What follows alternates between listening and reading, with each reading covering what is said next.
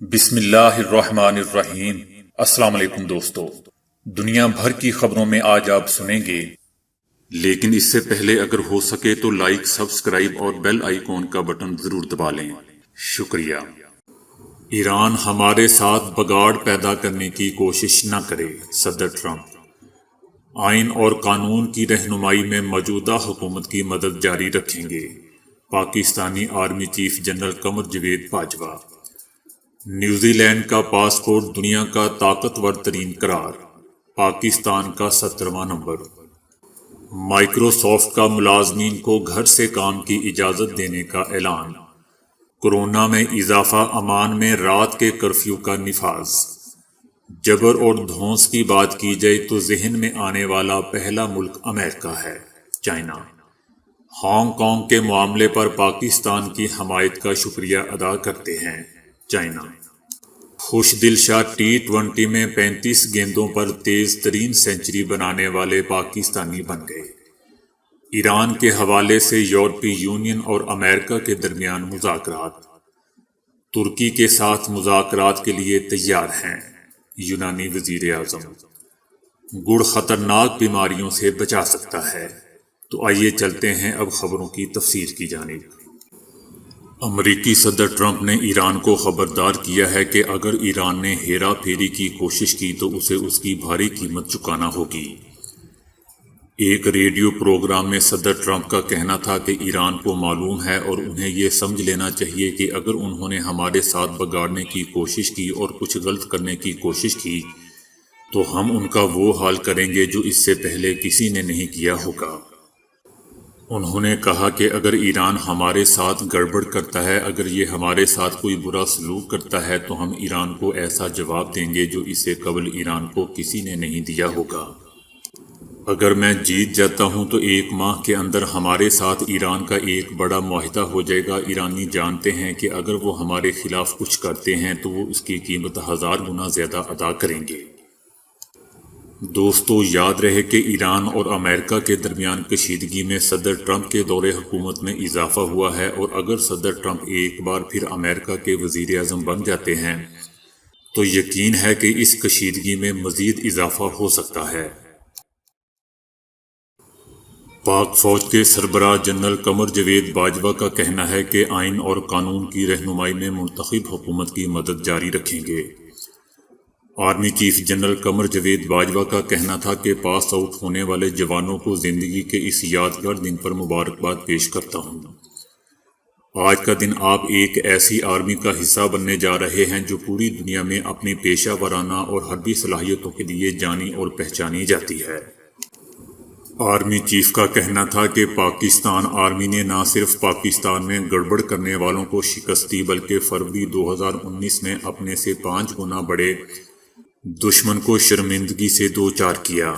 ان کا کہنا تھا کہ آپ چاہے آفیسر ہوں یا جوان، آپ میں مدرسہ طالب علم سے لے کر پبلک سکول تک، ایک آدمی کے بیٹے سے لے کر غریب امیر کے بیٹے تک، اور سب سے بڑھ کر شہیدوں کے وارث دراصل پاکستان کی خوبصورت نمائندگی کر رہے ہیں۔ جنرل قمر جاوید باجوہ نے کہا کہ پاکستان میں کوئی بھی کسی کے لیے جواب دہ نہیں، لیکن میں اسے اعزاز سمجھتا ہوں کہ ہم قوم کے سامنے ایک قابل اعتماد اور جوابدہ ادارے کے طور پر حاضر رہتے ہیں۔ آرمی چیف نے کہا کہ پاکستان ایک ترقی پذیر ملک ہے، لیکن پاکستانیوں کے دل بہت بڑے ہیں۔ پاکستانی قوم ہر مشکل اور ہر چیلنج میں آپ کو اپنے شانہ بشانہ ملے گی اور آپ پر فخر بھی کرے گی اور عزت بھی دے گی۔ آپ پر لازم ہے کہ اس رشتے کو مضبوط سے مضبوط تر بناتے جائیں۔ آرمی چیف کا کہنا تھا کہ ہم نے امن کے لیے بھاری قیمت ادا کی ہے اور امن قائم رکھنے کے لیے لہو سے اس کی حفاظت یقینی بنائیں گے۔ جنرل قمر جاوید باجوہ نے کہا کہ دنیا کے بہت سے ممالک کی طرح پاکستان کو بھی معاشی شکنجے کا سامنا کرنا پڑا، لیکن بہت سے ممالک ان مشکلات کا سامنا نہ کر سکے اور بکھر گئے۔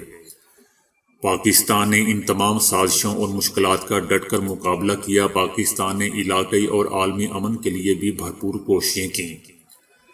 وہ دشمن جو ہماری تباہی کا منصوبہ بنائے بیٹھے تھے، مایوسی سے ہماری کامیابیوں کو دیکھ رہے ہیں۔ دنیا بھر میں تمام ممالک کے پاسپورٹ پر نظر رکھنے والے عالمی ادارے پاسپورٹ انڈیکس کی جاری کردہ فہرست کے مطابق نیوزی لینڈ نے دنیا کے طاقتور ترین پاسپورٹ کا اعزاز اپنے نام کر لیا ہے۔ نیوزی لینڈ کے پاسپورٹ میں 86 ممالک میں ویزا فری انٹری ہے، جبکہ 43 ممالک میں ویزا آن ارائیول ہے۔ اس فہرست میں Germany, Austria, Switzerland, Ireland, Japan, جنوبی کوریا اور آسٹریلیا کا دوسرا نمبر ہے۔ پاکستان اس رینکنگ میں 17ویں نمبر پر ہے اور پاکستانی پاسپورٹ رکھنے والے افراد 38 ممالک کا بغیر ویزا سفر کر سکتے ہیں۔ ان میں 8 ممالک کا ویزا معاف ہے، 30 ممالک ایسے ہیں جہاں اترنے کے بعد انہیں ویزا حاصل کرنا ہوگا۔ پاسپورٹ انڈیکس کے مطابق بھارت 58 نمبر پر ہے۔ سافٹ ویئر کمپنی مائیکروسافٹ نے کورونا کی وجہ سے اپنے ملازمین کو مستقل بنیادوں پر گھر سے کام کرنے کی اجازت دینے کا اعلان کیا ہے۔ مائیکروسافٹ کے اکثر ملازمین فی الحال گھر سے کام کر رہے ہیں اور کمپنی کا آئندہ سال جنوری تک امریکہ میں موجود اپنے دفاتر کھولنے کا ارادہ نہیں۔ مائیکروسافٹ کمپنی کا کہنا ہے کہ کورونا کی عالمی وبا نے ہم سب کو چیلنج کیا ہے، ہم نئے طریقوں سے سوچیں، رہیں اور کام کریں۔ مائیکروسافٹ کی جانب سے ملازمین کو گھر سے کام کی اجازت دینے کے بعد معاوضے اور فوائد تبدیل ہو جائیں گے۔ خلیجی ریاست سلطنت عمان میں کورونا کے پھیلاؤ میں اضافے کی وجہ سے 2 ہفتے کے لیے ایک بار پھر رات کا کرفیو لگانے کا فیصلہ کیا گیا ہے۔ 11 سے 24 اکتوبر تک دکانیں اور عوامی مقامات رات 8 سے صبح 5 بجے تک بند رہیں گے۔ کورونا کے حوالے سے عمان کی سپریم کونسل کا کہنا ہے کہ عمان میں ساحلی مقامات بھی تاحکم ثانی بند رہیں گے۔ چائنا نے کہا ہے کہ چائنا دباؤ یا جبر کی پالیسی پر عمل پیرا نہیں ہے۔ چائنا کا کہنا ہے کہ زیادہ سے زیادہ ممالک اصولوں اور انصاف کی پاسداری کریں گے اور اپنے مفادات کے مطابق آزادانہ طور پر فیصلے کریں گے۔ چائنا نے ان خیالات کا اظہار کچھ امریکی عہدیداروں کے ان الزامات کی تردید کرتے ہوئے کیا کہ چائنا دوسرے ممالک پر زبردستی کر رہا ہے۔ چائنا کا مزید کہنا ہے کہ جبر اور دھونس کی بات کی جائے تو کسی کے ذہن میں آنے والا پہلا ملک امریکہ ہے۔ ہم نے دیکھا ہے کہ پومپیو اور دیگر امریکی سفارتکاروں کی جانب سے دوسرے ممالک کو کسی ایک موقف پر مجبور کرنے کے حوالے سے تمام متعلقہ ممالک نے اپنے رد عمل میں کہا ہے کہ وہ خود مختار ممالک کی حیثیت سے آزادانہ طور پر فیصلے کریں گے۔ چائنا نے ہانگ کانگ کی حمایت پر پاکستان کا شکریہ ادا کرتے ہوئے کہا ہے کہ دوست ممالک کو قدر کی نگاہ سے دیکھتے ہیں۔ چائنا کا کہنا ہے کہ انصاف کے حق میں بولنے پر پاکستان اور ان تمام ممالک سے اظہار تشکر کرنا چاہتے ہیں جنہوں نے ہانگ کانگ کے معاملے پر چائنا کی حمایت کی۔ چائنا کا مزید کہنا تھا کہ دوست ممالک کی حمایت سے ثابت ہو گیا کہ ہانگ کانگ اور سنکیانگ کے معاملات کے بہانے پر چائنا کو بدنام کرنے کی مغربی ممالک کی تمام سازشیں ناکام ہو چکی ہیں، اور اب اس سے یہ بھی امید بڑھ چکی ہے کہ دنیا میں ابھی بھی انصاف برقرار ہے۔ دوستو، پاکستان نے ہانگ کانگ کو چائنا کا داخلی معاملہ قرار دیتے ہوئے کہا تھا کہ خود مختار ریاستوں کے اندرونی معاملات میں عدم مداخلت کی اہمیت پر بھی ہم زور دیتے ہیں۔ پاکستان کا مزید کہنا تھا کہ ہانگ کانگ چائنا کا حصہ ہے اور کسی بھی ملک کے نیشنل سیکیورٹی معاملات کا قانونی اختیار ریاست کے پاس ہوتا ہے۔ پاکستان نے کہا تھا کہ ہانگ کانگ کے معاملات چائنا کے داخلی معاملات ہیں، ہانگ کانگ کے معاملات میں غیر ملکی مداخلت نہیں ہونی چاہیے۔ پاکستان ہانگ کانگ سے متعلق چائنا کے موقف کی حمایت کرتا ہے۔ خوش دل شاہ تیز ترین سنچری بنانے والے 5ویں ٹی20 بلے باز بن گئے ہیں۔ خوش دل شاہ نے پاکستان کی جانب سے تیز ترین سنچری بنانے کا اعزاز حاصل کر لیا۔ آخری اوور میں صدرن پنجاب نے سنسنی خیز مقابلے کے بعد نہ صرف سندھ کو شکست دی بلکہ نیشنل ٹی20 کی تاریخ کا دوسرا بڑا ہدف پورا کرنے کا بھی اعزاز حاصل کیا۔ نوجوان بیٹسمین نے 35 گیندوں پر سنچری سکور کی، جس میں 9 چھکے اور 8 چوکے شامل تھے۔ اسی طرح وہ ٹی20 میں تیز ترین سنچری بنانے والے پاکستانی بن گئے۔ اس سے پہلے دوستو، یہ اعزاز قومی ٹیم کے اوپننگ بلے باز احمد شہزاد کے پاس تھا جنہوں نے 2012 میں 40 گیندوں پر سنچری سکور کی تھی۔ جرمن کے دارالحکومت برلن میں ایرانی حکومت سے متعلق پالیسیوں پر معاہدے کے لیے امریکہ اور یورپی ممالک کے درمیان مذاکرات ہوئے۔ امریکی وزارت خارجہ کی طرف سے جاری ایک بیان میں کہا گیا ہے کہ جمعہ کے روز برلن میں ایران اور وینزویلا کے لیے امریکی خصوصی نمائندے ایلٹ نے برطانیہ، فرانس، جرمنی اور یورپی یونین کے عہدیداروں سے بات چیت کی۔ مذاکرات میں ایرانی حکومت کو خطرناک ہتھیاروں کی فروخت کو روکنے اور گزشتہ سال نومبر کے مظاہروں کے دوران مظاہرین کو مارنے کا ذمہ دار ٹھہرانے کے علاوہ ایران کی طرف سے خطے کے ممالک میں عدم و استحکام پیدا کرنے کی سازشوں کو روکنے کے لیے مشترکہ کوششوں پر بات چیت کی گئی، جبکہ جمعرات کو امریکی محکمہ خزانہ نے ایران کو مزید بینکاری نظام سے الگ کرنے کی کوشش میں 18 ایرانی بینکوں پر پابندیاں عائد کرنے کا اعلان کیا تھا۔ ان پابندیوں کا مقصد امریکی انتخابات سے قبل ایران کو تنہا کرنے اور مزید دباؤ ڈالنا ہے۔ یونان کے وزیر اعظم نے کہا ہے کہ وہ ترکی کے ساتھ تحقیقاتی مذاکرات کے جلد ہی شروع ہونے کی توقع کر رہے ہیں اور امید کرتے ہیں کہ جلد ہی ترکی کے ساتھ مذاکرات شروع ہو جائیں گے، جو کہ ایک حوصلہ افزا اور اہم قدم ہے۔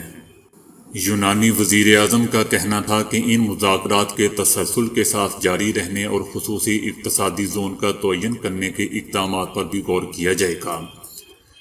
انہوں نے کہا کہ اس وقت کوئی منصوبہ بندی نہیں ہے، لیکن میرے اور صدر اردوان کے درمیان ملاقات ہو سکتی ہے۔ میں اس بارے میں کسی امکان کو رد نہیں کرتا۔ دوستو، گڑ میں کیروٹین، نیکوٹین، تیزاب، vitamin A, vitamin B1، vitamin B2، vitamin C کے ساتھ آئرن اور فاسفورس بھی پایا جاتا ہے۔ گڑ کا مزاج گرم اور دوسرے درجے میں پرانا گڑ خشک ہے، جبکہ نیا گڑ دمہ، کھانسی وغیرہ جیسے مختلف امراض کے لیے بھی مفید ترین قرار دیا گیا ہے۔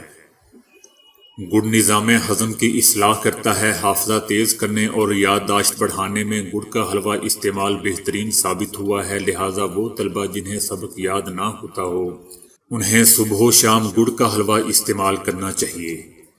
گڑ میں موجود فولاد انیمیا کو بھی ٹھیک کرتا ہے اور خون میں ہیموگلوبن کی مقدار بڑھاتا ہے، جسم کی قوت مدافعت مضبوط کرتا ہے۔ گھٹنے کے درد اور سوزش میں مبتلا افراد 5 گرام گڑ اور 5 گرام ادرک کا پاؤڈر استعمال کر سکتے ہیں۔ اس سے نہ صرف گھٹنے کے درد سے نجات ملے گی بلکہ سوجن بھی کم ہوگی۔ اسی طرح تھوڑا سا گڑ اور بھنا ہوا ادرک گرم پانی کے ساتھ سونے سے پہلے استعمال کرنے سے دائمی زکام اور درد سے افاقہ ہوتا ہے۔ اس کے علاوہ ہاتھ پاؤں کی سوجن اور کھانسی سے بھی نجات مل جاتی ہے۔ بتایا جاتا ہے کہ کالی مرچ 5 سے 7 گرام، اناردانہ 25 گرام کو ملا کر 50 گرام گڑ میں شامل کر کے سفوف بنا لیں۔ صبح شام گرم پانی کے ساتھ 5 گرام سفوف کھانے سے دائمی کھانسی سے نجات مل جاتی ہے۔ اگر کسی مریض کا ملیریا یا بخار نہ اتر رہا ہو تو کالا زیرہ اور گڑ کا سفوف ملا کر کھلانے سے فائدہ ہو سکتا ہے۔ تو دوستو، آج کے لیے اتنا ہی۔ ویڈیو کو لائک اور شیئر کرنے کا بہت بہت شکریہ۔